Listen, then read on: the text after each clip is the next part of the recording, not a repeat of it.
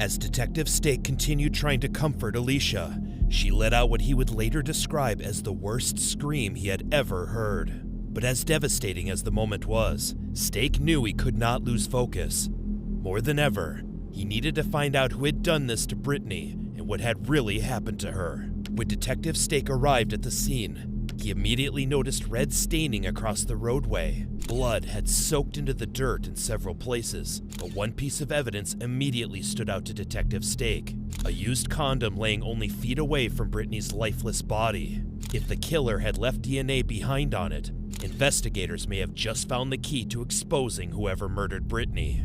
Looking past the evidence, Stake tracked a set of drag marks that stretched from the side of the road all the way to a body lying beneath a blue tarp.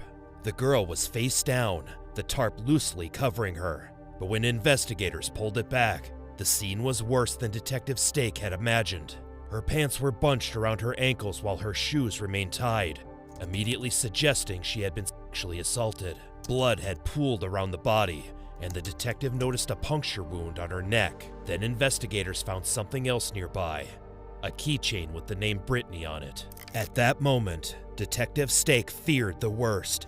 The body was sent for an autopsy to confirm the identity, and the results soon verified it was Brittany. The devastating news spread quickly through the tight-knit community that had spent days searching tirelessly for Brittany. Now, faced with the reality of what had happened, her family struggled to come to terms with the fact that someone had brutally taken her life and that she would never come home again.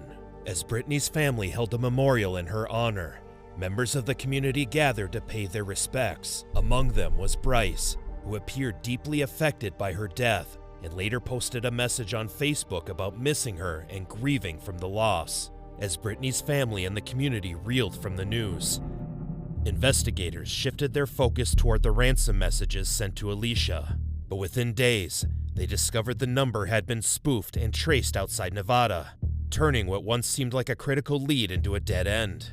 With the case stalling, Detective Stake waited for the full autopsy report, hoping it would finally give them something real to work with. The medical examiner determined that Brittany had died from strangulation. A sharp object had also punctured her neck, causing severe bleeding. But the biggest breakthrough came from another finding. Because Brittany had been sexually assaulted, the examiner believed there was a strong chance her attacker left behind DNA. To find out more, the detective asks the medical examiner to collect DNA swabs from Brittany's neck and fingernails to immediately be dispatched to the crime lab, while Detective Stake and his team turn their attention back to this guy named JT, who allegedly drove a green F-150.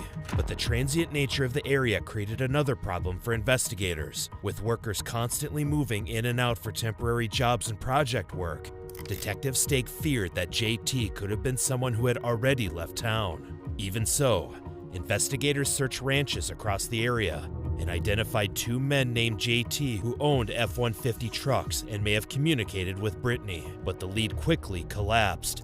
Detective Stake soon confirmed that neither man had been in the area when Brittany was killed. With no solid leads left, he shifted focus to surveillance footage, hoping to trace the green F-150 Brittany had supposedly left in. Investigators located a camera at a gas station near Spring Creek High School along Boyd Kennedy Road, the same route leading toward Burner Basin where Brittany's body had been found.